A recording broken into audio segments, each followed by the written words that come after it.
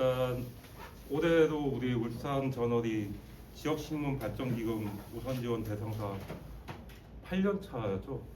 8회째 지원을 받는 게 쉽지 않은 일이라고 하더라고요. 근데 이제 이번 이 화목토론처럼 이런 콘텐츠들을 꾸준히 울산 저널에서 어렵지만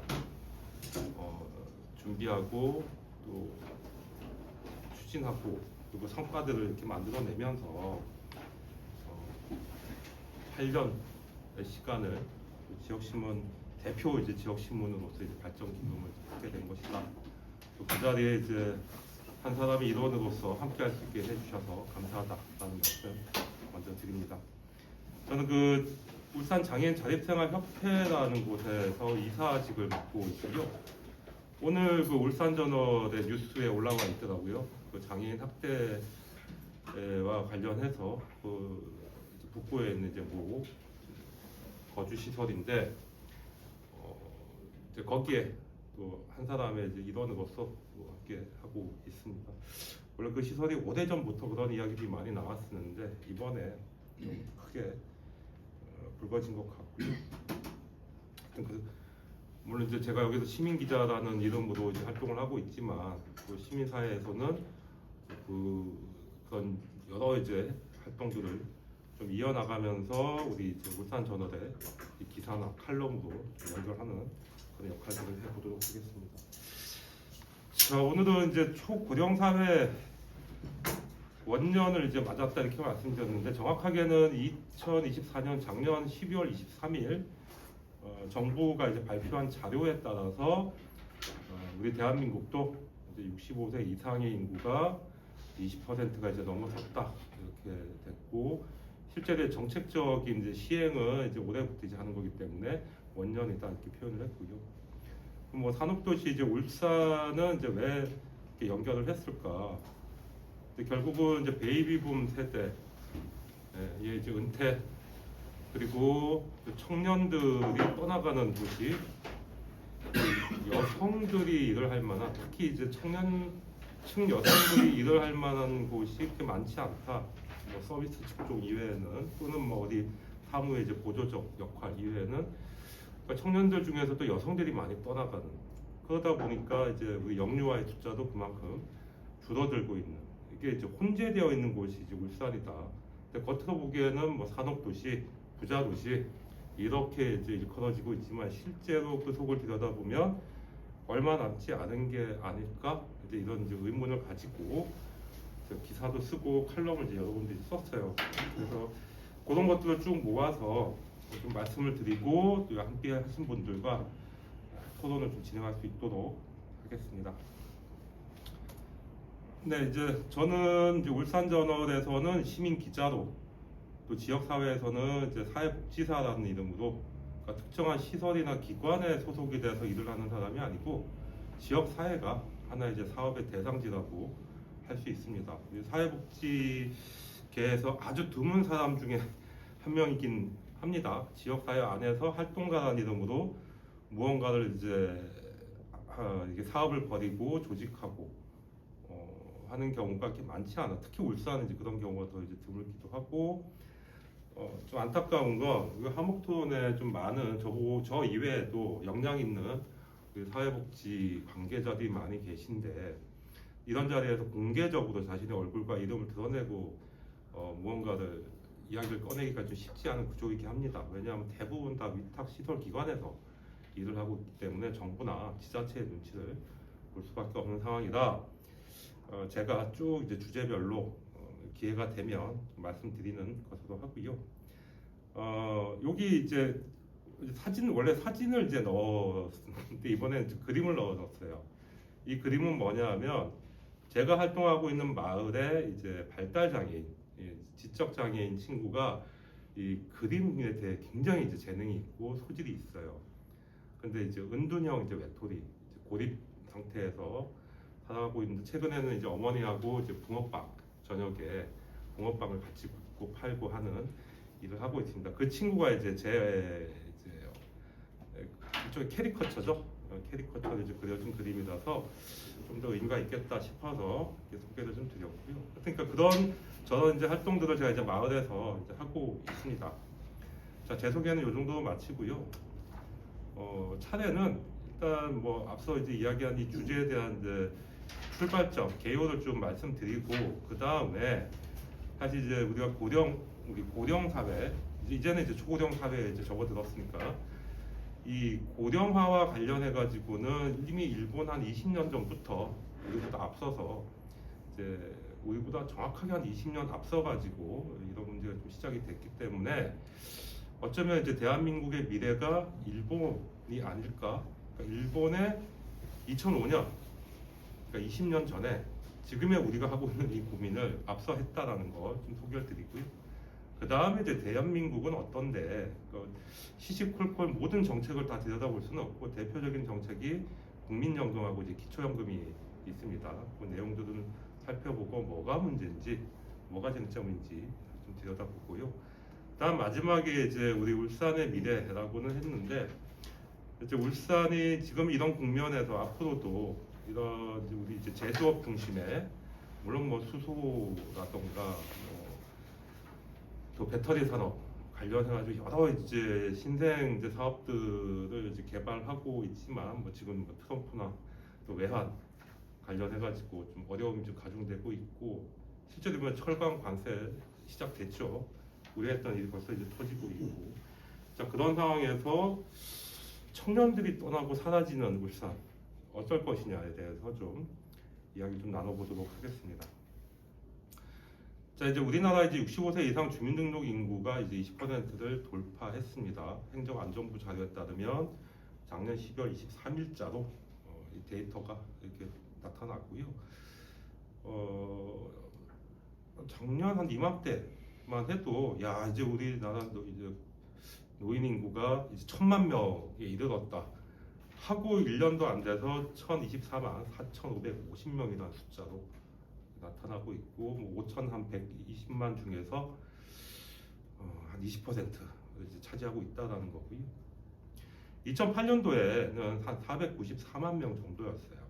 이게 16년 만에 2배 이상 증가를 했고 또 여성이 남성보다 한 4.4%포인트 이제 높게 나타나는데 뭐 예전부터 여성들이 아무래도 남성들보다 조금 더 이제 오래 생존한다라는 걸 고려해 봤을 때 그 수치가 그대로 이제 드러나는 것 같고 또 당연히 비수도권이 수도권보다 더 높게 나타나고 뭐 전남, 경북, 강원, 전북, 부산, 충남 순으로 수치가 높게 나타나고 있고 울산은 약간 지금 이제 한숨 돌릴 수 있는 시기가 좀 남아 있긴 해요. 17.1%. 그러니까 울산 연구원에서 내놓은 자료를 그대로 가지고 왔는데 최근 자료입니다.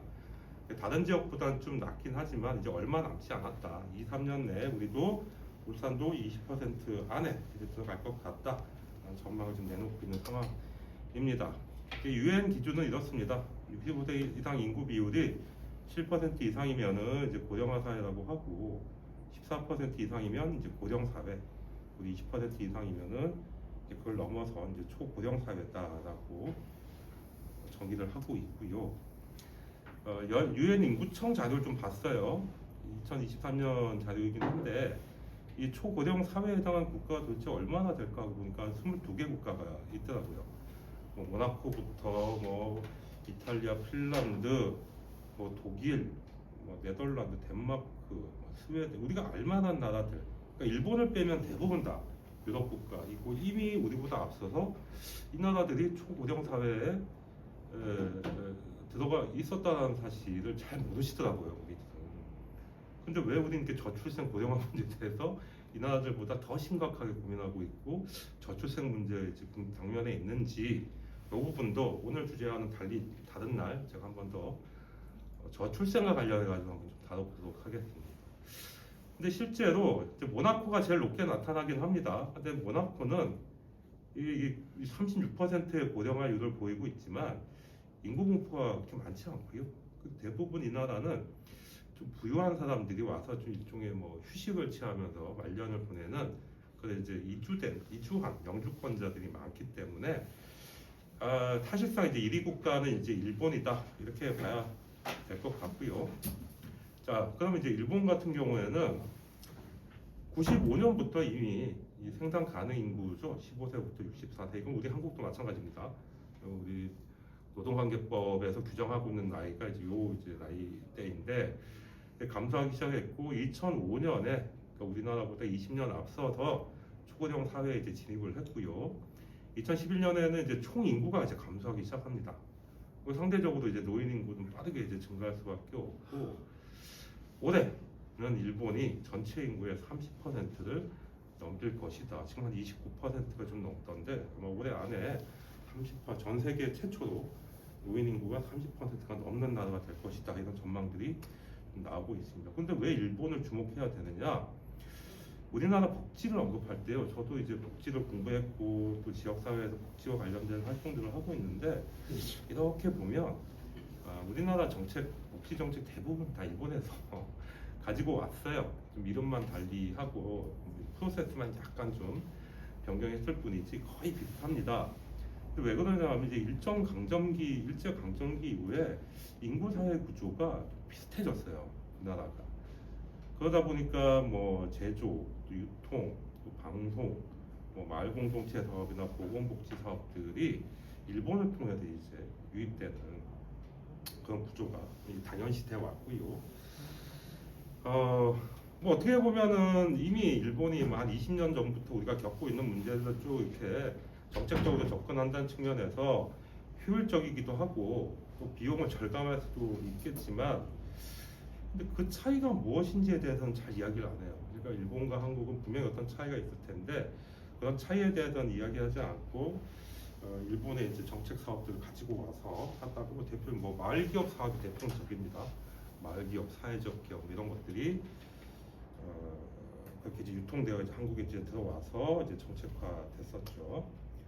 자, 그런데 이제 문재인 정부에서 추진했던 지역사회 통합 돌보 또 커뮤니티 케어라고 일컬어지는 요 사업이 일본의 지역 포괄 케어 시스템이라는 걸 기반으로 해서 출발을 했습니다. 크게 이제 세 가지 특성을 가지고 있는데 어르신들이 뭐 요양병원이나 요양원에서 생을 이제 마감하지 않고 살던 집에서 이 생을 마치도록 지원한다라는 게 원칙이고 또 두 번째는 정부 지원 사업이긴 하지만 이제 지자체 특성이나 여건들을 좀 반영한다라는 거고 또 보건의료나 요양, 또 주거, 또 생활 전반과 관련해서 입체적으로 좀 구축해서 지원한다. 요 세 가지가 이제 핵심인데 우리 커뮤니티 케어, 우리나라 커뮤니티 케어도 사실 요 세 가지 특성을 중심으로 해서 정책을 이제 구성을 했더라라는 걸 문재인 정부 때도 한 번 더 확인을 했었습니다. 자, 이제 2025년의 문제라는 이 용어가 나오는데 이거는 이제 공식화된 용어예요. 일본에서는 2025년을 뭔가 이제 우리 고령 사회와 관련해가지고 뭐 특별한 좀 대책을 준비해서 시행해야 된다라고 봤던 해가 2025년입니다. 뭐 우리는 이제 20%를 넘긴 이제 원년이기도 하고요.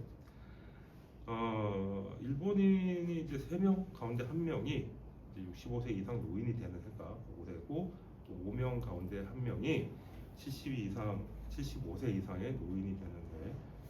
75세 이상 노인이 이제 20%가 넘어가는 그런 해가 이제 2025년. 그래서 2025년의 문제를 어떻게 해결해 나가야 될 것인가에 대해서 이게 숙제입니다. 일본이라는 국가에서는.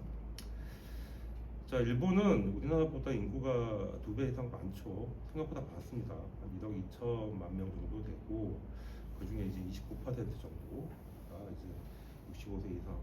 근데 제가 이 얘기를 하면서 이 자리에도 지금 거기에 해당하는 분들이 계신데 자꾸 뭐 아까 그 말씀 중에 나는 원로도 아닌데 왜 자꾸 원로 자꾸 뭔가 이야기를 하기가 약간 좀 어렵기는 합니다만 일단 저는 이제 정책만 놓고 말씀 좀 드리겠습니다. 우리 이제 베이비붐 세대라고 불렸던 분들과 일본의 이제 단카이 세대라는 이 분들이 사실 이제 대비가 많이 되는데 이 단카이 세대는 1947년에서 49년 사이에 태어나신 분들이 한 680만 명 정도가 지금 생존해 있다고 하고요. 이분들이 이 사이에 태어난 분들이 올해 모두 75세 이상 인구로 이제 넘어가고 있다. 그래서 이제 거기에 대한 이제 대책이 뭐냐? 근데 사실 딱히 뾰족하게 뭔가 일본 정부도 이거 내놓지 못하고 있는 상황입니다. 뭐 당연히 뭐 생산 인구는 감소하고 반면에 비용은 또 증가를 하겠죠. 그만큼의 요약이나 돌봄 또 보건의료 좀 대폭 증가하고 있고 우리나라도 지금 그런 거 있죠. 건강보험에서 일정한 금액 이상을 사용하면 예전에 우리 문재인 케어 잘한 것 중에 하나 그거죠. 어떤 특정한 금액을 넘어가면 그걸 다시 이제 환급해주는 제도들이 우리나라에도 지금 시행이 되고 있습니다. 일본에서도 이런 사업도 좀 하고 있고 결국은 저출생 고령화예요. 일본에서 내놓은 이제 대책이라는 것도 아동 육아 그리고 연금 의료 요양 이렇게 이제 사실 나누어서 두 개의 이제 축을 중심으로 이 정책을 이제 수행하고 있다 이렇게 이해하시면 됩니다. 그래서 그 중에 하나를 이렇게 들여다 꺼내서 보니까 제가 이제 요양과 관련해 가지고 한번 봤어요. 일단은 이제 늘어나는 숫자만큼 이제 요양과 관련된 전문 인력들도 이제 확보를 해야 되는데 확보만 한다고 되는 게 아니죠. 역량도 그만큼 이제 키워 나가야 될 테고. 그래서 이제 한 2025년에는 한 215만 명 정도의 인력이 좀 필요할 것 같다. 근데 실제로 수요는 이번에 와서 보니까 한 253만 명 정도. 계산해 보니까 한 37만 명의 요양 인력이 좀 부족할 것이다. 라는 게 이제 데이터로 확인이 됐고요. 이런 위기 의식들이 어떻게 나타나느냐? 사람이 없으니까 결국은 이제 복지 용구를 조금 더 AI라든가 ICT라든가 정보통신 기술을 활용해서 그걸 좀 대체한다라든가 로봇 기술들을 이제 도입을 한다라든가. 그러니까 요런 이제 요양 사업 자체를 하나의 새로운 산업으로 이제 성장시켜 나가겠다라는 게 일본의 전략인데 지금의 윤석열 정부가 그 정책을 그대로 가지고 와서 하고 있습니다. 제가 예전에 우리 기사로도 한번 썼던 것 같은데, 예를 들어서 어르신들 이제 소변 기저귀에 이렇게 되면 거기서 뭔가 이제 확인음을 이제 보내주고 그걸 이제 갈 수 있도록 한다라든가 또 식판 위에 영양소들을 이제 분석을 해서 거기에 맞게 식사를 할 수 있도록 지원한다. 이미 이런 기술들이 한국에서도 시행이 되고 있습니다. 그게 이제 윤석열 정부 때 나타났던 거고요. 그래서 이제 그런 대책과 노력들을 하고 있지만 한계점을 보면은 일단 질 높은 요양 서비스를 받으려면 결국은 도시로 갈 수밖에 없더라. 이 일본의 이제 어르신들의 입장이에요. 그러다 보니까 어르신들마저 지역을 이제 떠나니까 청년들을 둘째치고 지역 소멸이 좀 더 가속화되고 있죠. 지금 일본은 우리보다 더 심각하죠. 그리고 또 이런 이제 선택은 그래 좀 여유가 있는 어르신들이 할 수 있는 거고 이마저도 선택할 수 없는 이제 가난한 이제 어르신들은 고독 사는 경우들이 지금 빈번하게 나타나고 있고요.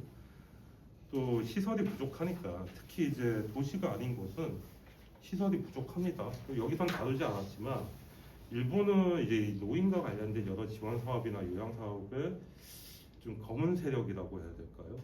이게 비합법적인 활동을 하는 조직들이 들어가서 좀 문제를 일으키는 경우들이 왕왕 있습니다. 우리나라는 아직 그 정도 수준은 아닌데, 그러니까 이른바 그런 이제 어둠의 세력들이 봤을 때 지금의 이 정부 지원 사업은 자기들이 갈취할 수 있는 하나의 밥그릇이 된 거예요.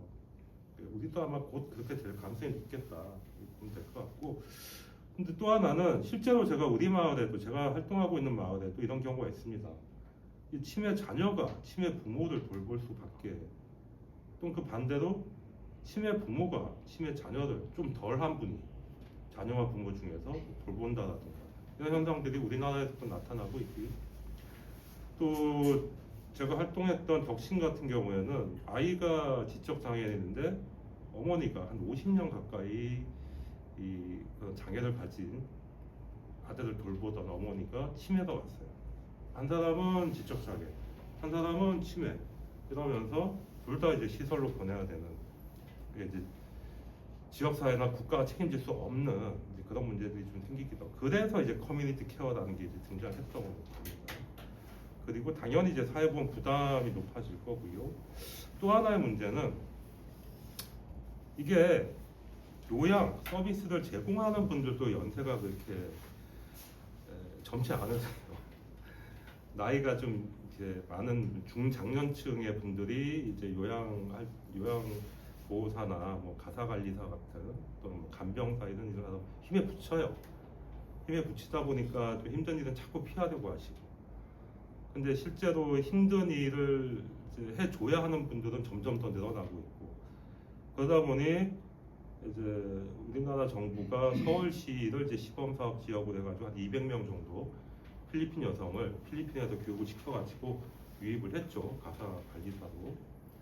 뭐 시작할 때는 말이 많았는데, 아이고 이분들도 생활임금 이상의 급여를 이제 받을 수가 있으니까, 하여튼 지금 이제 진행되고 있습니다. 서울에서. 근데 곧 전국적으로 아마 확산이 될 것 같고, 요양보호사 같은 경우에도 아예 외국에서 교육을 시키고 유입을 하는, 그러니까 지금 외국인 이주 노동자처럼 고용허가제 안에 아마 이런 가사 또는 이제 요양과 관련된 인력들이 포함이 될 것 같다. 근데 사실 따져보면 이미 다문화 주민들 중에서 요양보호사 활동하시는 분들 많이 계시거든요. 그리고 그런 이제 노력에도 일본의 법이나 제도나 이 정책들이 이런 이제 현실 속에서 한계를 지금 계속 확인하고 있고, 우리나라도 곧, 우리나라 이제 빨리빨리 문화라는 게 있어요. 뒤쪽에 나오겠지만 지금 요 추세대로 가면 일본도 따라잡게 됩니다. 얼마 지나지 않아서 일본을 따라잡게 될 거기 때문에 지금 대면하고 있는 이런 일본의 한계점들이 우리나라에서도 반드시 나타날 것이다. 그래가지고 요게 이제 플랜 75라고, 앞서 제가 계속 이제 75라는 이제 연령을 이제 강조를 했는데, 일본 영화 이거 작년 2월에 개봉했어요. 시간 되시면 한번 꼭 전편 한번 보시길 권하고 싶습니다.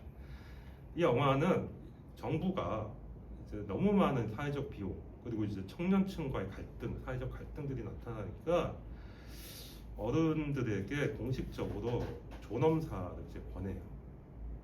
존엄사. 그러니까 우리도 어떤 경우에는 사실 이제 존엄사를 인정해야 되는 거 아니야라는 또 하나 이제 논쟁이 있지만, 여기는 본인이 원하건 원하지 않건 뭐 한 100만 원 정도 이제 현금을 드릴 테니까 그걸로 이제 마지막을 잘 누리시고 이제 영면하셔라. 이걸 정책으로, 법으로 이제 한다. 이거 가상입니다, 물론 이 영화에서는. 근데 사실 따져보면 이건 하나의 사회적 자산이라고 이제 해석이 될 수 있거든요. 자기가 원하지 않지만 환경 때문에 어쩔 수 없이 내가 받아들여야 되는 그런 것들. 그러니까 이런 이제 사회적 딜레마를 아주 충격적으로 잘 이제 묘사를 했고요. 이게 이제 예고편인데 잠깐 한번 보겠습니다. 75歳以上の高齢者に死を選ぶ権利を認め支援する制度、通称プラン75が今日の国会で可決されました。政府に求める国民の声が高まっていました。これは基本的に自由にお使いいただけるお金なので、今日お申し込みされます。承知しました。もう少し考えれるんじゃないかと思って。私にはちょっとごめんなさい。孫たちのこと考えたらさ、そういうことが必要かもしれないじゃない。あんたもう死ぬつもり？ゆくゆくはの話。もしもし。プラン75の成宮と申しますが、何かご質問があれば。お年寄りって寂しいんです。皆さんがうまく誘導してあげなくちゃいけない。おじさん、お願いします。プラン75は万が一お気持ちが変わられたらいつでも中止できます。いつもおしゃべりできるのは嬉しかった。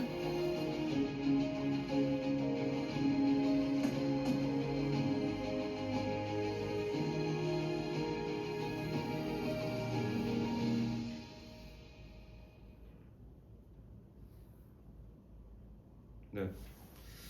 예고편만 봐도 그런 지금 일본 사회가 어떤 고민을 하고 있는지 확연하게 잘 드러나는 것 같고, 아마 곧 우리나라에서도 이와 같은 고민들을 정책적으로 해야 될 상황이 되지 않을까. 특히 지금 윤석열 정부의 건전 재정이라는 기조 속에서 예산이 뚝 떨어져 있기 때문에 이러한 이제 사회적 부담에 대해서 사회적 비용에 대해서 더 많은 고민을 할 수밖에 없는 구조를 만들어 버렸죠, 분께서. 자, 그러면 이제 우리 한국으로 다시 돌아와 보겠습니다. 우리 한국은 2008년도에 이제 10% 정도 넘어섰고요. 17년에 14%를 돌파했습니다. 그러니까 이른바 유엔에서 이야기하는 고령사회에 이때 진입을 했고요. 작년에 20% 넘어서면서 드디어 초고령 사회에 진입을 했습니다. 여기 한 7년 걸렸어요. 7년. 근데 다른 나라, 영국이나 독일, 미국, 일본과 대비해 봤을 때 우리나라 속도가 굉장히 빠르다. 그냥 가장 빨리 이제 나이 들어가는 나라. 그러니까 이 빨리빨리 문화가 여기서도 이제 나타나고 있는 게 아니냐. 이런 이제 우스갯소리도 좀 나오긴 합니다만 슬픈 이야기죠. 2040년에 우리나라 이제 고령 인구 비율이 34.4%가 될 것이다라고 이미 통계청에서 예측치를 해놨고요. 이때 2040년에 일본과 비슷한 수준으로 가고 2045년이 되면 일본을 추월해서 우리나라가 전 세계에서 가장 나이 든 국가로 등극하게 될 것이라는 전망이 유엔 지표에서도 나오고 유엔에서는 2050년으로 봤는데 요 데이터에서는 5년 더 빠르게 지금 보고 있는 것 같습니다. 제가 관련해서 기사를 좀 썼는데 궁금하신 내용들이 있으면 거기 참고하시면 될 것 같고요. 그래서 윤석열 정부는 그럼 뭘 했는데 지금 이런 문제들이 막 닥쳐오고 있는데 하고 봤더니 이제 노인 연령을 상향한다라든가 정년을 연장한다라든가 뭐 국민연금 개혁, 국민연금 5년마다 개혁 이야기가 나올 수밖에 없는 시스템이지요. 인구 절벽 문제, 여러 가지 문제들이 혼재해 있고 이를 이제 전담해서 집행할 수 있는 부처를 만들기로는 했습니다. 이 부총리급으로 인구 전략 기획부라는 걸 신설하기로 공약했고 추진이 되다가 내란 정국으로 중단이 된 상태고요. 그러니까 이 부처를 만들려면 결국 정부조직법과 저출산 고령사회 기본법을 개정해야 되는데 그러다 보니까 국회에서도 역할을 지금 할 수 없는 상황. 그런 상황으로 좀 만들어 놨습니다. 아까 뉴스 보니까 본인이 뭘 잘못했는지를 잘 모르시는 표정이던데 지금 이것도 대단히 잘못했던 문제 중에 하나인 거죠. 국회에서는 이제 60세 이제 법적 정년을 65세까지 연장하는 그러니까 단계적으로 매년 한 살씩 연장하는 이 법안이 이제 다수 발의되어 있는데 이것도 비상계엄 이후에는 뭐 국회가 지금 여기 신경 쓸 새가 없는 거죠. 그러니까 사회적 논의가 이제 중단되어 있는 상태고요. 국민의힘 같은 경우에는 이제 사회적 논의라는 이름으로 여러 형태의 이제 뭐 간담회라든가 주민들과의 토론회들 준비를 하고 있는 단계였는데 다 무산이 됐고 일단은 2034년부터 65세 정년 법안을 정년으로 하는 법안을 이제 발의하겠다 이렇게 예고는 했던 상태입니다. 아직 발의한 건 아니고요. 반면에 이제 야당은 더불어민주당과 이제 여러 이제 야당은 단계적인 정년 상향 법안을 한 7건 정도 발의한 상태입니다. 제가 국회 그 홈페이지 가서 확인해 봤더니 일단은 한 7개 정도가 지금 확인이 되고 있고요. 여야 모두 이제 정년 연장과 관련해서는 이제 법제화에 다 이제 합의한 상태인 것 같긴 해요. 다만 이제 국민들이 우리 시민들이 어떻게 받아들일 것이냐, 그리고 이제 방법론을 어떻게 가져갈 것이냐 이것만 남아 있는 상황. 그러니까 시간 문제인 것 같고요. 그런데 이 단계적 정년 연장 법안과 관련된 쟁점도 제가 쭉 이렇게 보니까 한 3가지 정도인 것 같아요. 지금 우리 노동조합이나 이제 기업이 계속 이제 줄다리기를 하고 있죠. 연공서열형 임금체계 개편 없는 전형 연장. 이거는 이제 기업이 부담이다. 이게 받아들일 수 없다. 이게 지금 반대하고 있고 또 중장년층의 이제 조기퇴직. 이미 이제 많은 분들이 명예퇴직이라는 이름으로 약간의 뭐 위로금을 받고 이제 좀 나오고 계시죠. 그리고 뭐 그에 연동해서 퇴직하지 않고 이제 은퇴하지 않고 계속 일을 하면 청년 일자리가 감소할 것이다라는 이제 사회적 갈등들을 근데 저는 솔직히 이게 수치나 통계로 아직 확인된 바가 이렇게 뚜렷하게 확인된 게 없는데 왜냐하면 어르신들이나 중장년층이나 청년들이 바라보는 일하고 싶어하는 일자리가 달라요. 근데 단순히 그냥 일자리라는 이름으로 이제 똘똘마리해서 이렇게 갈등이다 뭐 이러는 건 사실 저는 좀 동의하기가 좀 어렵습니다만 그렇다고는 합니다. 이 3가지가 지금 이제 이 정년 연장 법안의 이제 쟁점이다 이렇게 이제 이야기가 되고 있고요. 자, 그럼 첫 번째 그래서 대책 우리나라의 뭐 전통적인 대책은 이제 국민연금인데 요거는 이제 은퇴 이후의 삶을 이제 보장해주기 위해서 만든 이 사회보장 제도였죠. 결국은 이제 이번에 이제 정부가 내놓은 안은 보험료율을 한 4% 정도 올리고 소득 대체율은 유지를 하겠다. 그러니까 보험료를 올려야 된다는 얘기는 계속 나왔고요. 근데 이때까지는 소득 대체율이 계속 떨어졌어요. 계속 쭉쭉쭉쭉 이제 5년마다 떨어지다가 최초로 유지하겠다가 이제 나온 거예요. 유지는 하겠다. 유지하겠다.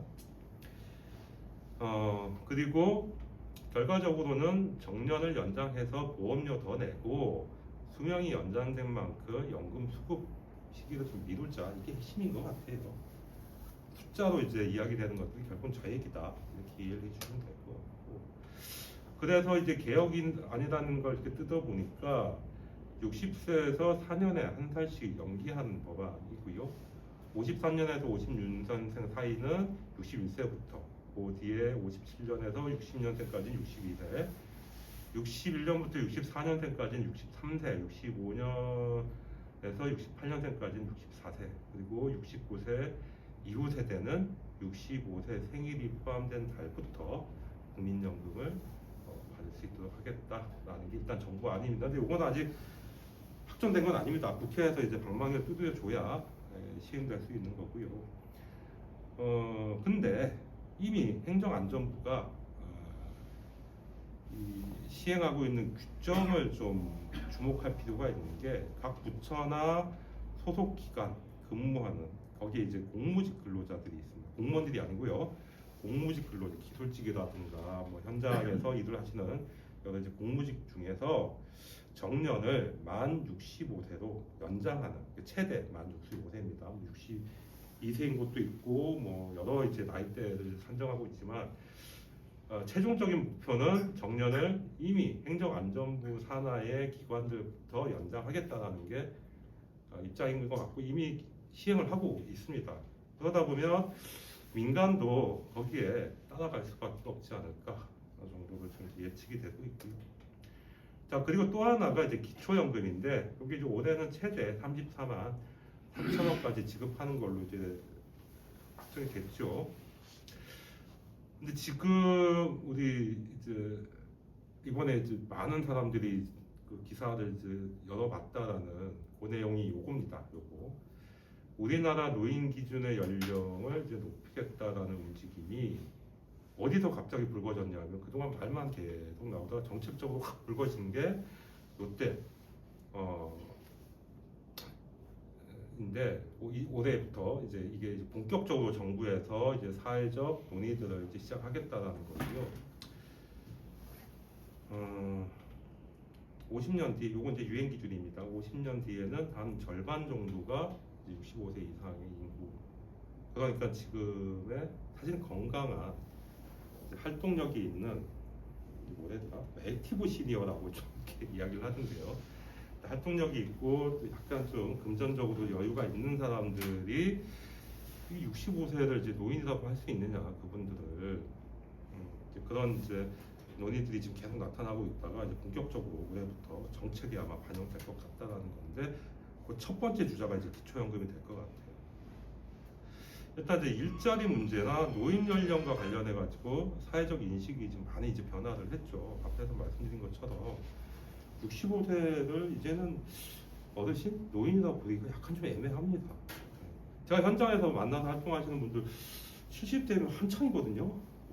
어디에서는 70대가 되지 않으면 어디 회의 자리에서 말도 못 꺼내요. 이제 한 70살은 돼야 뭐 회의 때 뭐 한 말씀 하실 수 있는 거고요. 나머지는 다 뒤에 앉아서 이렇게 배석하고 있습니다, 형님들. 자, 그래서 이제 활동적 장년이라고 아예 이제 정책적 용어를 이제 동원해서 이 기준을 이제 상향해야 된다라는 명분을 좀 만들고 있고 마침 또 대한노인회에서 한 발 더 나갔어요. 75세로 이제 조정을 해야 된다. 근데 이때 이게 쟁점이 뭐냐면 꼭 이제 뒷세대들이 받을 때 아니 당신들은 국민연금 받았고 기초연금 받고 누릴 거 다 누리고 있으면서 이제 우리가 이제 받아야 되겠다라고 생각하는 나이대가 되려니까 갑자기 그 기준을 저만큼 일종의 사다리를 한 반쯤 걷어차는 행동을 지금 대한노인회가 지금 하고 있는 거죠. 막 그래서 아마 클릭수가 이렇게 많이 나타나지 않았을까? 그만큼 이제 이 문제에 불만을 가지고 관심을 가진 분들이 많을 것이다. 그게 이번에 우리 수치로 광고비 20만 원으로 이제 나타났고요. 자, 그러면 일단은 우리나라에서는 75세까지는 너무 뛴 것 같고 한 70세 정도로 해서 우리 기준을 좀 한번 높여보자 라는 이야기가 이미 나와 있고, 아마 이제 행정안전부에서 아까 시행을 하고 있다라고 또 소개를 했죠. 근데 이제 국회 예산정책처에서요, 올해 1월 20일 날 보고서를 하나 냈는데 한 5살 정도 이렇게 연장을 하면, 기초연금을 이제 지급하는 시기를 연장하면 1년에 한 6조 8천억 원 정도 재정을 절감할 수 있을 것 같다.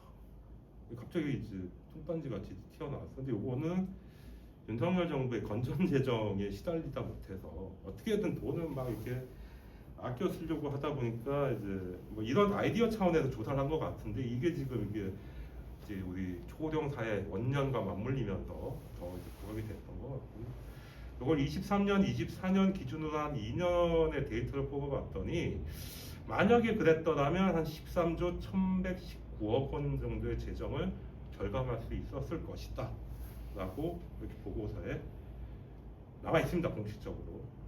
이쪽 국회에 가시면 보고도 있으니까 한번 더 자세히 좀 보셨으면 좋겠고, 그것과 연결해서 그렇다면 이제 그분들이 노인이 아니니까 일자리 예산이라든가 각종 사회활동 지원, 뭐 평생교육이라든가 이런 예산도 절감할 수 있겠냐고 따져보니 각각 5,847억 원 일자리 예산입니다.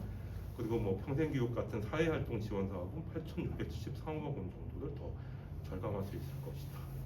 근데 제가 보기에는 우리나라 노인 빈곤율에 대해서는 이게 고려하지 않은 이제 수치인 거예요. 노인 빈곤 문제는 전혀 생각지 않고 그냥 재정 절감만 놓고 지금 따져보고 있는 거죠. 우리나라 노인 빈곤율은 40.4%입니다. 굉장히 높은 수준이고요. 이것도 2020년 기준이에요.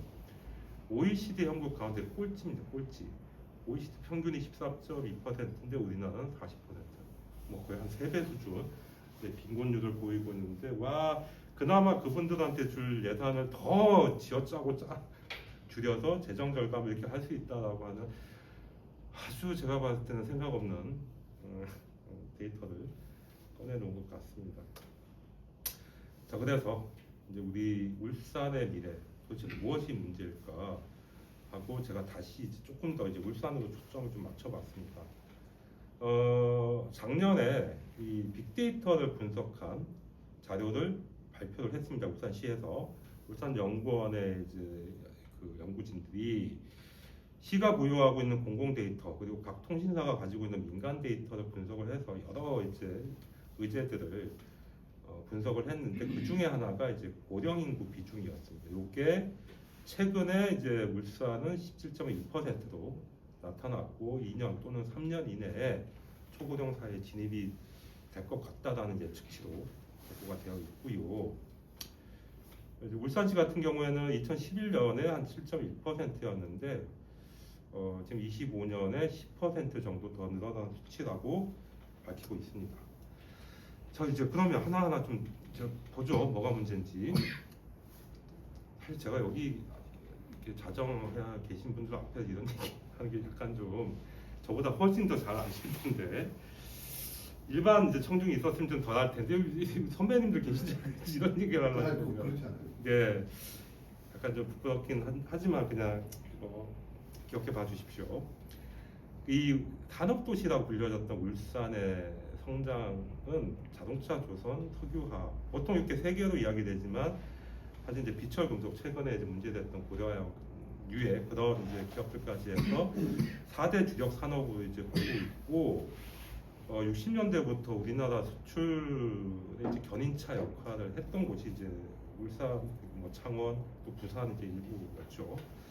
1962년에 이제 울산의 특정 공업지구로 지정이 되고, 약간 이 정부와 기업과 노동자가 적대적 동생 관계 막 열심히 싸우는 것 같은데 활기는 있어요. 경제는 계속 발전하고 민주화도 이루고 산업화도 이루고 노동운동도 막 이렇게 거점을 만드는 이 기성 논리도 굉장히 좀 설명하기 어려운 모습을 보이는 것이 이제 울산이라고 합니다. 전문가들이 그렇게 분석을 하고 있고요. 그럼에도 우리 이제 김두겸 시장님께서는 뭐 모르겠고 자꾸 토건 사업에만 매진을 하고 계시고 그게 이제 우스개로 이제 회자되고 있기도 하고요. 이제 그러한 이제 토건 사업들이 지금의 우리 울산의 미래에 대비할 수 있는 사업들이냐 누구도 이제 동의할 수 없다라는 건 매번 이제 확인이 되고 있는데 왜 저러시는지 잘 모르겠습니다. 뭔가 또 이유가 있겠죠. 그리고 두 번째 문제가 이게 현장에서 일하시는 분들의 97%가 남성이라고 합니다. 굉장히 놀라운 수치죠. 그러니까 당연히 이제 가부장제 구조가 좀 뿌리 깊게 남아 있고, 그럼 나머지 3%의 여성 노동자는 대개는 이제 보조자 지위에 그치는 경우들이 많고요. 또 결혼, 또 일, 육아, 뭐 가사를 병행하던가 아니면 퇴사를 하시던가. 아마 윤덕권 의원님께서 더 잘 아시겠지만 이 자원봉사센터라는 조직에 가면요, 이런 경험을 하신 분들이 굉장히 많습니다. 뭐 자동차 중공업에서 사무 일을 하시다가 결혼 후에 이제 퇴사하셔가지고 나중에 이제 아이들 다 키우고 일을 하려니 받아주는 데는 없고, 그래서 이제 보람되고 의미 있는 걸 찾다 보니까 자원봉사. 그러니까 울산의 자원봉사는 사실상 이 여성들이 많이 진출해 있다라고 보시면 될 것 같고요. 세 번째는 이 돌아오지 않는 청년. 이것도 굉장히 오랜 시간 이제 회자됐던 문제인데, 그 87년 이후에 동의하지 않는 분들도 있으시겠지만 중산층 진입이 이제 가능해지긴 했습니다. 울산 같은 경우는 더 그렇죠. 그러니까 혼자 벌어도 충분히 이제 중산층 수준의 수입을 이제 가질 수 있는 분들의 교육열이 굉장히 높게 나타났다. 그러니까 나는 고등학교나 이제 뭐 공고나 어떤 이제 전문대학을 나와서 취업을 해서 일을 하지만 내 아이는 조금 더 수도권 이상의 대학을 좀 보내고 싶어하는. 그러니까 대부분 이제 수도권으로 이제 떠나갔고요. 이 종합대학 우리 또 교수님도 계신데 제가 우리 울산대학교의 흉을 좀 봐야 될 것 같아요. 울산대를 졸업했던 학생들 대부분 또 다 떠납니다. 근데 이상하게 울산 출신들은 타지도 많이 가고 타지에 이제 학생들이 울산대 와가지고 공부하는 그 비중이 굉장히 높게 나타나고 결국 졸업하면 다 뭐 돌아가죠, 대부분이. 저하고 활동했던 제가 한 17명 정도의 대학생들 청년들 모아가지고 그때 뭐 달빛 토론회 뭐 이런 것도 하고 했었는데 다 떠났어요. 다 한 명도 남아있지 않습니다, 이 친구들. 남은요 다 떠났나요? 네, 다 떠. 특히 여성들이 더 빨리 떠났어요. 울산대죠. 네, 울산대 졸업생들 중에 남자애들은 그래도 군대 갔다가 뭐 복학하기라도 하지만 여성 우리 청년들은 뭐 졸업이 좀 상대적으로 빠르니까 더 빨리 떠나는, 일자리를 찾아서 떠나는 그런 현상을 제가 눈으로 또 봤고,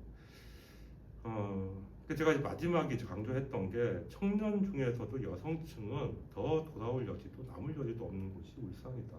이거는 김두겸 시장님도 인정하고 언급을 하셨습니다. 여성들이 일할 수 있는 것이 참 부족하다. 우리 김두겸 시장님마저 그렇게 말씀을 하셨던 걸 제가 이제 기억을 합니다. 이제 우리가 GRDP라고 하죠. 지역 내 총생산이 전국의 1위입니다. 1위인데 상대적으로 청년층의 신규 고용은 그만큼 이제 그러니까 우리 생산력에 비해서 우리 청년층을 고용하는 비중은 그렇게 높지 않더라. 결과적으로 이제 중장년의 노동자와 또 퇴직한 그분들이 또 이끄는 이제 지역 경제로 이제 나타나고 있고, 결국 이러한 이제 문제들이 울산의 위기이지 않느냐, 그리고 이 제조업과 수출 중심의 경제, 이게 이제 위기이지 않느냐라고 이제 예고를 여러 곳에서 하고 있습니다. 사례를 제가 한 2개 정도 갖고 왔는데 2016년이죠. 뭐 물론 이제 조선 산업이 위기다 아니다 그때도 논쟁이 많았어요. 위기 아닌데 위기인 것처럼 꾸며가지고 막 구조조정한다 막 이런 이야기도 나왔고, 근데 실제로 그때 한 달 만인가요? 제가 데이터를 그때 봤어요. 울산 시민연대 활동할 때였으니까 한 3만 명 정도가 사라졌습니다. 한 달 만에. 그리고 뭐 꽃바이 이런 데는 뭐 부동산 이제 공인중개사 사무실마저 다 문을 닫는 그런 기현상이 나타났죠. 그리고 그러다 보니까 이 조선해양 기자재 공장은 대부분 이제 부산 쪽에 있는데 그쪽까지 포함한 한 10만 명 정도가 실업 상태가 됐었어요. 동남권이 막 흔들리니까 이 여파가 그대로 다 전국으로 또 나타났죠. 이후에 우리가 좀 회복세에 들어갔다고 하지만 한번 떠나버린 분들은 돌아오지 않고 있습니다. 이것과 관련해서도 유튜브 들어가시면 여러 이제 매체에서 다루고 있어요. 왜 조선 산업에서 떠난 노동자들이 돌아오지 않는가에 대해서 다루고 있고 그 자리를 우리 외국에서 온 이주 노동자들이 대체하고 있고 이제 김종훈 동구청장님의 가장 큰 고민이 이제 주민세 10,000원 받기 지금 안 되는 것 같아. 동네 청소비도 지금 안 나오는데 걱정이다. 이런 말씀 국가에서 더 지원해야 된다. 그렇게 또 주장을 하고 계시죠. 두 번째는 제 고향입니다. 제 고향이 이제 강원도 태백시인데요. 예, 1989년이면 제가 이제 중학교 2학년 때, 그 다음 해에 제가 이제 이쪽으로 내려왔는데, 제가 이제 한참 이제 학교 어렸을 때는 인구 한 12만 명 정도 됐어요. 진짜 막 이 태백 시내, 항제 시내 나가면 막 북적북적. 항제 업무소 앞에는 막 뭐 참 걸어다니기 힘들 정도로 저녁에는 많은 사람들이 있었는데 지금 한 3만 8천 명. 지금 제가 활동하고 있는 남창, 온양읍 있죠. 온양읍 인구가 한 3만 명이 조금 넘어요. 덕신이죠. 우리가 이제 덕신이라 일컫고 있는 온산읍 같은 경우도 이제 3만 명 정도. 그러니까 지금 태백시라고 불려지는 곳이 울산의 읍만큼의 인구로 이제 이어가고 연명하고 있다라는 거고요. 이게 이제 그때 석탄 합리화 정책이 89년도에 시행이 되고 폐강이 막 되기 시작했죠. 그러니까 한 지역의 핵심 산업이 사라지면 그 지역이 어떻게 되는가? 이거 뭐 해외 사례들도 있고 제가 뒤쪽에 또 소개를 할 텐데 대표적인 게 울산에서도 그런 걸 한번 확인했고 제 고향 태백에서도 이미 이런 것들이 이제 진행이 되고 있고 그걸 대체하는 수단이라는 게 뭐 카지노, 또 뭐 눈꽃 축제, 또 지역 화폐 정도, 탄탄페이라고 제법 지역 화폐 중에서 성공한 것 같아요. 탄탄페이. 그 정도예요. 그걸로 지금 이제 대체하는 수단이라고 하고 있고 결국은 주력 산업이나 이 생산 인구가 사라지고 사행성 산업이나 태백에서는 그런 말이 있어요. 공무원이 먹여 살려. 공무원이 가서 이제 젊은 사람들 대부분 다 공무원이거나 어디 공사 공단에 있는 친구들이에요. 그런 말들이 이제 나올 만큼 그러니까 울산도 앞서 이제 그런 이제 고령화 문제라든가 산업의 문제가 더 심화되면은 이런 태백만큼 이런 문제 경험할 수 있을 것이다라는 게 제 생각이고요. 그래도 제시되는 해법은 제가 제 깜냥으로는 그 해법까지는 소개하기가 좀 어렵고 그래서 좀 이야기 될 만한 분들의 자료들, 저서들을 좀 읽어봤어요. 한 3가지 정도 좀 요약을 하면 이제 고진로 전략이라고 유명하시죠? 양승훈 교수님 울산에도 이제 여러 번 오셨죠.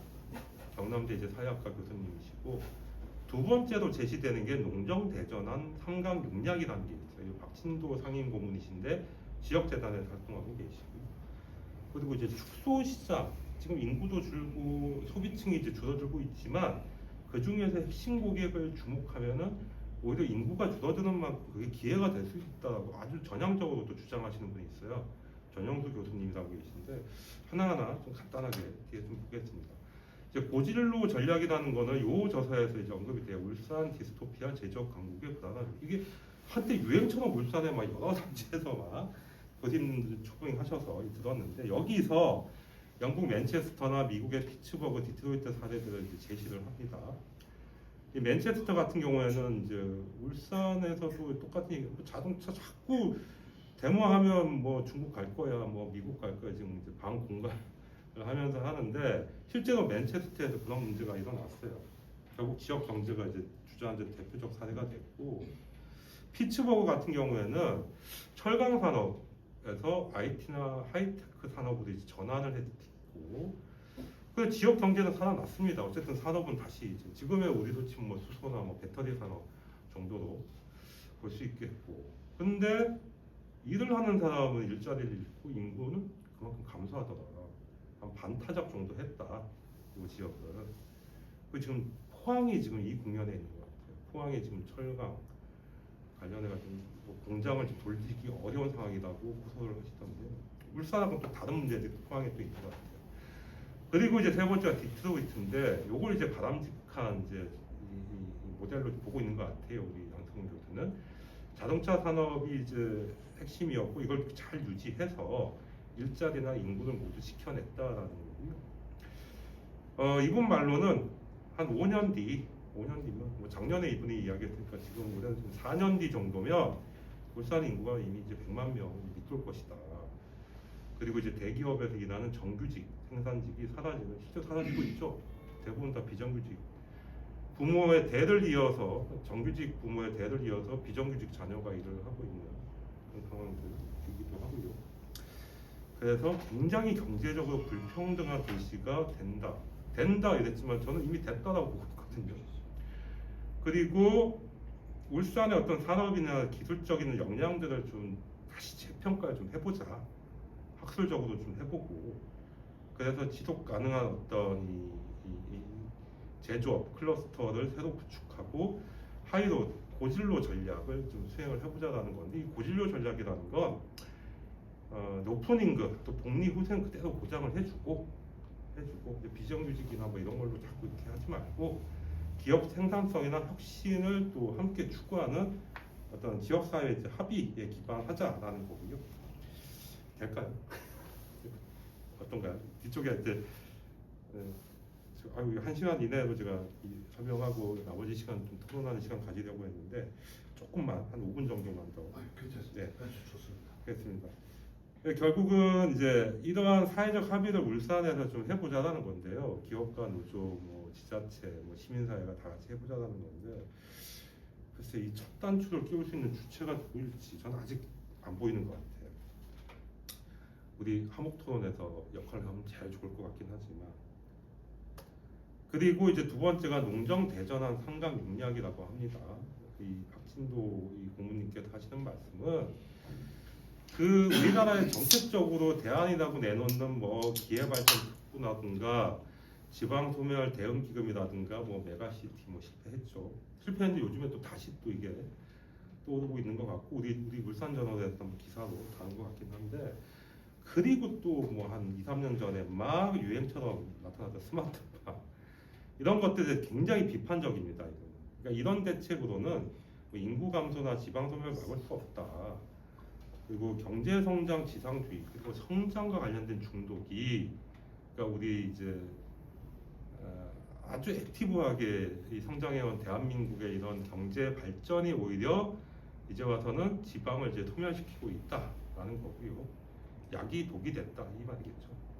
그동안에 이제 산업화 전략을 넘어서 뭔가 좀 대전환의 정책적 접근이 좀 필요하지 않느냐라는 건데, 그게 이분 말로는 농정 대전환 상강 육략이라고 합니다. 쉽게 얘기하면 농산어촌의 역할을 좀 재조명해 보자는 거죠. 이제 그 중에 이제 3강이 이제 기후, 먹을거리, 또 지역 위기 해결인데, 울산도 도농복합 지역 있지 않습니까? 뭐 사실 남구, 중구, 북구, 동구에도 가보면 농촌, 어촌이 다 혼재돼 있어요. 들어가 보면. 그리고 그제 육략은 농촌 주민의 행복권 보장, 또 공익적 직접 지불 확대나 먹을거리 기본법 제정. 우리 김영근 선배님이 굉장히 관심이 많으시셨고 실제로 현장에서 많이 구현을 하셨죠. 또 지속 가능한 농업의 실현, 또 농산어촌 주민수당. 이거 이제 일부 울주군 같은 경우에는 지금 지급하고 있지요. 농촌의 주민자치를 실현하자라는 건데, 그래서 제가 농어촌에서 한 4년, 5년 정도 활동을 했지 않습니까? 동의는 되는데 이 육략을 실천하기가, 이거 실천하려면 누가 컴퓨터 치고 서류 만들고 예산 따오고 집행하고 정산하고 평가해야 하는데 저 말고 할 사람이 없다.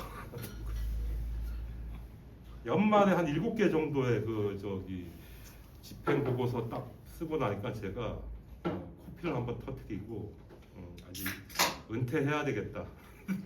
지금 네, 저 보고서 저 보고서를 이정호 선생이 직접 썼어요. 네 제가 직접 다 그러니까 그 1년 동안 이제 보조금을 이제 어떻게 썼는지를 다 이제 성과를 이제 보내줘야 되잖아요. 네. 어디다 제출? 보통은 이제 행정안전부나 이제 보건복지부, 지식경제부, 직영부에 이제 제출하죠. 네, 그러니까 시하고는 같이 작업하거나 제출하거나. 그 중간에 시가 있습니다. 그러니까 이제 기초 지자체가 이제 막 우리 같은 마을기업, 사회적 기업들을 발굴해서 막 양성을 하고 시가 이제 그걸 선별해서 이제 지원을 할 수 있게 추천을 하고 그다음에 이제 행정안전부나 뭐 고용노동부나 이제 여러 이제 부처가 이제 거기에 맞게 이제 보조금을 지급을 하니까 실제로 핵심은 시죠. 시에서 추천을 잘 해야 정부에서 예산이 내려오기 때문에 또 그리고 점검 나올 때 보면 시 공무원들이 옵니다. 굉장히. 그러니까 그분들이 만족할 만한 정도의 수준. 그분들이 이제 지원한 만큼의 보람을 좀 느낄 만한 수준의 사업과 활동과 조직화와 또 예산 집행과 그 성과까지를 다 이렇게 정리를 잘 해야 되는데 이 박진도 고문님께서 제시했던 이 6가지 이 대안들을 일부 저도 안 해본 건 아니지만 이거를 주민들한테 해보라고 하기에는 너무 한계점들이 크게 나타납니다. 실제로는 좀 젊은 사람들이 농촌 어촌에 들어가서 사실 이런 역할들을 해줘야 되는데 울주군에서 뭐 상북이라든가 시도를 많이 했죠. 했고 한세돈 박사나 이런 분들이 고군분투하고 계시고 여전히 그러고 있습니다. 그리고 이제 세 번째가 이분 주장 굉장히 좀 흥미로웠어요. 우리 인구 감소가 이 위기가 아니고 난 기회라 본다. 그러니까 통계만 정확하게 분석한다면 우리가 부의 대전환을 이룰 수 있다라는 주장이신데 뭐 총 인구는 줄더라도 인구 많으면 뭐해? 소비층이 예를 어르신들이 많으면 어르신들이 쿠팡 가서 구매하고 이러지 않거든요. 잘해봐야 5일장 정도. 그분들한테 물건을 보내주는 건 자녀들이거든요. 손주나 쿠팡이나 뭐 마켓컬리 이런 데서 이렇게 마을의 농어촌 지역에 사는 어른들이 받아보는 그 택배를 보내주는 사람은 사실은 청년층이나 중년층이 보내줘요. 그러니까 그런 사람들을 정확하게 캐치를 해서 접근을 하면 기회로 작용할 수 있을 것이다라는 이제 주장이고요. 그러면 그 핵심 타겟층이 누군데 하고 보니까 저축 포기하고 사는 청년들, 집은 월세집인데 뭐 차는 좋은 차, 첫 월급 받자마자 확 지르는 청년들 많거든요. 제가 사는 동네에도 원룸인데 가보면 뭐 볼보, 벤츠, 원룸이에요. 원룸에 수입차 굉장히 많습니다. 그리고 이제 고학력, 고소득, 또 정년 연장으로 이제 무장한 70년대들, 제가 이제 그 세대에 포함이 되는데 저 같은 사람들은 뭐 이번 기회에 좀 말씀드리면 여기 이제 자정하고 계신 선배님들이 이룬 희생 이쪽 민주화 또 산업화의 열매를 주로 이제 누렸던 사람이에요. 저 같은 사람은. 그리고 뭐 IMF를 잠깐 경험하긴 했지만 그러다 보니까 이 소비와 관련해서 굉장히 좀 독특한 특성을 가지고 있습니다. 70년대에 태어난 분들, 이 사람들.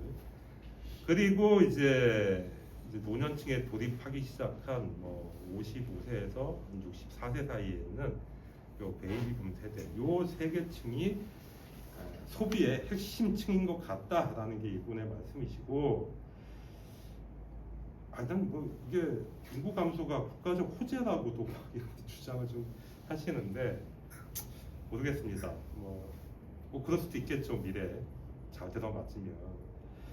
어쨌든 이분은 이제 트렌드를 잘 파악해라. 굉장히 경영학적 측면에서 주장을 좀 하고 계신 것 같고, 뭐 전통적인 가족 형태, 요즘은 대가족이란 말 아예 안 씁니다. 안 쓰고 뭐라죠? 확대 핵가족이라고 하더라고요. 확대 핵가족. 핵가족인데 할머니, 할아버지, 엄마, 아빠, 자녀들을 그냥 확대된 이제 대가족이다. 대가족으로 한 공간에 사는 사람들이 많지 않으니까 아예 이제 용어도 그렇게 쓰고 있는 것 같고요. 예, 이런 이제 전통적인 이제 가족 형태가 이제 사라지고 이제 새롭게 등장하는 가족 형태가 있는데, 제가 민간협치지원센터라는 곳에서 이제 근무를 한 2년 정도 했었어요. 그때 20대, 30대 청년들하고 같이 일을 했는데, 새로운 이제 신입 직원이 들어오면 이제 쭉 둘러 앉아서 인사를 나누잖아요. 인사를 나눌 때 특징이 두 가지가 있어요. 기존에 이제 저희 때까지도 서로 이제 그 정보를 확인하지 않는 두 개의 정보를 서로 확인하고 공감대를 형성하는데, 첫 번째가 MBTI 뭐냐? MBTI 뭐예요? 당신 이거 꼭 물어요. 꼭. 그러니까 내가 당신 MBTI 성향을 알면 잘 한번 맞춰볼게. 굉장히 합리적인 사고인 거죠. 너 좀 더 이해해볼게. 그런 거고, 두 번째는 저는 뭐 어머니와 함께 살아요, 아버지와 함께 살아요, 이렇게 보통 그렇게 다 소개를 하는데, 거의 더 다 나가요. 우리 집에 아지가 몇 명이라고 표현을 하더라고요. 강아지, 고양이를 식구라고 소개를 해요. 인사하는 자리에요. 공식적인 회의 속상에서. 이초로 대표가 있는 그 조직입니다. 있었던. 그러니까 이제 이러한 우리가 생각하기에는 약간 좀 이렇게 동떨어져 있는 지금의 이 20대, 30대 청년들의 소비 패턴을 잘 분석을 하면 거기에 맞는 또 호재들이 있을 것이다라는 게 이분의 주장입니다. 결국은 이제 그러한 타겟층들의 소비 행태를 잘 분석하면 그 차세대 유망 사업을 발굴할 수 있지 않겠느냐라는 건데, 그게 뭘까? 울산에서는 그게 뭐 어떤 사업이 이제 울산에서 이제 현실적으로 접목이 될 수 있을까? 이런 것도 한번 따져볼 필요는 있을 것 같습니다.